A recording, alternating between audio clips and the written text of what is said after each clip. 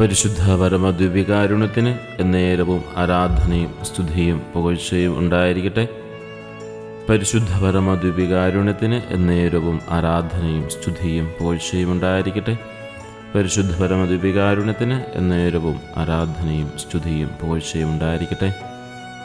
ഈശോയിലേറെ സ്നേഹിക്കപ്പെട്ട പ്രിയ സഹോദരങ്ങളെ, ഈ പുണ്യ നിമിഷത്തിൽ നമ്മുടെ കരുണാമയനായ ദൈവത്തിൻ്റെ തിരുസന്നിധിയിലായിരിക്കുക നമുക്ക് ഭാഗ്യം ലഭിച്ചു. നമ്മുടെ ഹൃദയങ്ങളിൽ നിന്ന് ഒരുപാട് നിയോഗങ്ങളുണ്ടാവും, ഒരുപാട് കാര്യങ്ങൾ തമ്പുരാനോട് സംസാരിക്കാനുണ്ടാവും.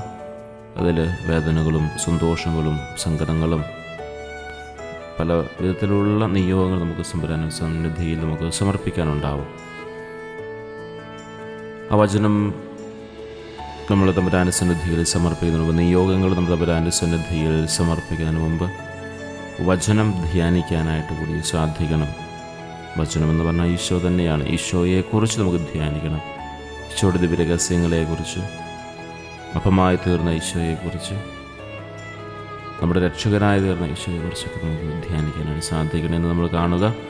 പുറപ്പാട് പുസ്തകം 32-ാം അധ്യായത്തിൽ ഇസ്രായേൽ ജനതയുടെ വലിയൊരു പാപം നാം വായിക്കുന്നുണ്ട്. മോശ സീനായ് മലയെ ദൈവത്തിന് മുമ്പിലായിരിക്കുമ്പോൾ താഴെ കിടന്ന ജനങ്ങൾ ഒരു സ്വർണ്ണക്കാളക്കുട്ടിയെ ഉണ്ടാക്കി അതിനെ ആരാധിക്കുകയാണ്.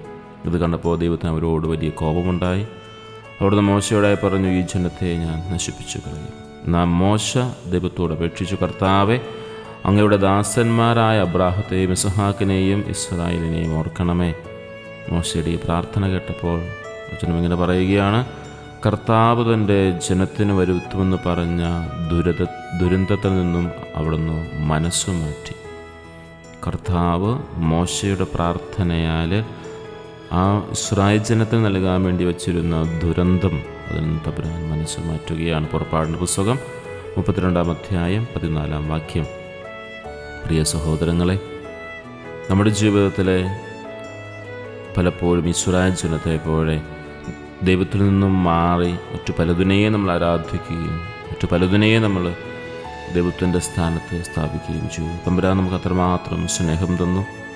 തൻ്റെ ഏകജാതനയെ നൽകിക്കൊണ്ട് നമ്മെ അത്രമാത്രം സ്നേഹിച്ചു.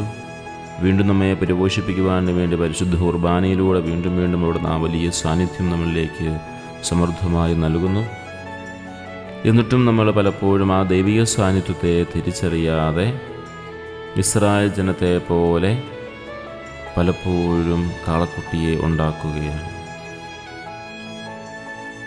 അവർക്ക് വേണ്ടി മാധ്യസ്ഥം വഹിക്കാൻ മോശയുണ്ടായിരുന്നത് കൊണ്ടാണ് ഇന്ന് നമുക്ക് വേണ്ടി മാധ്യസ്ഥം വഹിക്കാനായിട്ട് നമുക്ക് വേണ്ടി ബലിയർപ്പിക്കുന്ന ദൈവജനത്തിൻ്റെയും ദൈവത്തിൻ്റെയും ഇടയിൽ നിൽക്കുന്ന പുരോഹിതരുണ്ട്.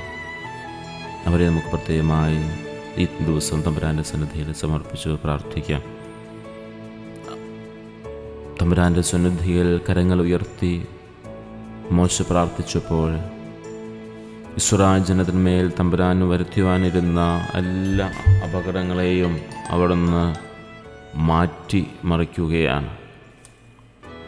അതുപോലെ തന്നെ നമ്മുടെ ജീവിതത്തിലും തമ്പുരാൻ ഒരുപക്ഷെ നൽകാനായി കാത്തിരിക്കുന്ന അല്ലെങ്കിൽ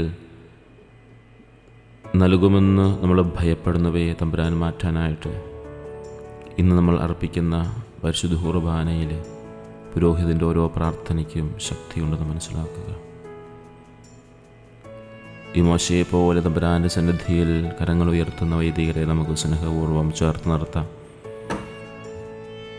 മോശയ്ക്ക് കുറവുകളുണ്ടായിരുന്നതുപോലെ വൈദികർക്കും കുറവുകളുണ്ട് എന്ന് നമുക്ക് മനസ്സിലാക്കണം. അവരെ നമുക്ക് തമ്പുരാൻ്റെ സന്നിധിയിൽ സ്നേഹപൂർവ്വം സമർപ്പിക്കണം. അവരുടെ കരങ്ങൾക്ക് ശക്തി നൽകണമേ എന്ന് എപ്പോഴും നമുക്ക് പ്രാർത്ഥിക്കാനായി സാധിക്കണം. ദൈവത്തിൻ്റെ കോപം നമ്മെ തേടിയെത്തുമെന്ന് പലപ്പോഴും നമ്മൾ ഭയപ്പെടുന്നുണ്ട്.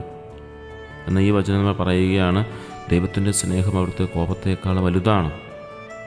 ദൈവം ഒരിക്കലും ശിക്ഷിക്കാനായിട്ട് ആഗ്രഹിക്കുന്നില്ല, മറിച്ച് നമ്മൾ മാനസാന്തരപ്പെട്ട് അവൻ്റെ അടുത്തേക്ക് മടങ്ങി വരുമ്പോൾ അവിടെ നമ്മെ ചേർത്ത് പിടിക്കാൻ ആഗ്രഹിക്കുന്നു.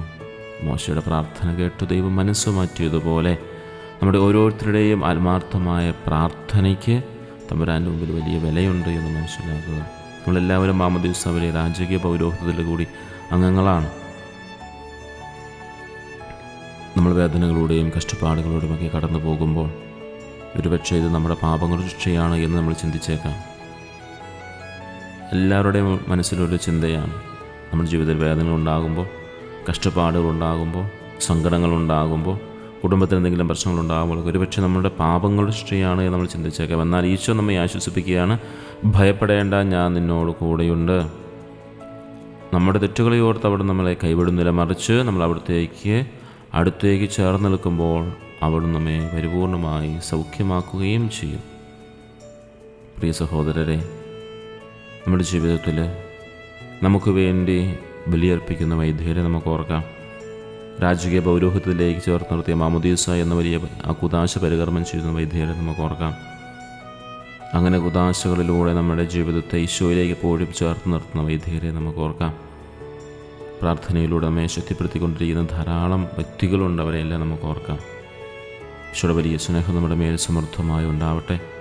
തമ്പുരാൻ്റെ വലിയ കരുണ നമ്മുടെ മേൽ എപ്പോഴും സമൃദ്ധമായി ഉണ്ടാകട്ടെ എന്ന് സ്നേഹപൂർവ്വം പ്രാർത്ഥിക്കുകയാണ്. ഈ ദിവികാരണ നാഥന് മുമ്പിൽ നമുക്ക് സമർപ്പിക്കാം. നമ്മളിപ്പോൾ നമ്മുടെ മുമ്പിൽ സന്നിഹിതനായിരിക്കുന്ന ആ ഈശോയുടെ വലിയ സാന്നിധ്യത്തെ നമുക്ക് തിരിച്ചറിഞ്ഞുകൊണ്ട് അവിടുത്തെ സ്തുതിക്കുകയും ആരാധിക്കുകയും ചെയ്യാം. അതുപോലെ തന്നെ തമ്പുരാൻ്റെ മനസ്സ് മാറ്റാൻ പോലും സാധിച്ച മോശയുടെ പ്രാർത്ഥന പോലെ നമുക്ക് വേണ്ടി പ്രാർത്ഥിക്കുന്ന എല്ലാ വൈദികരെയും നമുക്ക് സ്നേഹപൂർവ്വം ഓർക്കുകയും ചെയ്യാം. പരിശുദ്ധ പരമദിവ്യകാരുണ്യത്തിന് എന്നേരവും ആരാധനയും സ്തുതിയും പോഴ്ചയുണ്ടായിരിക്കട്ടെ.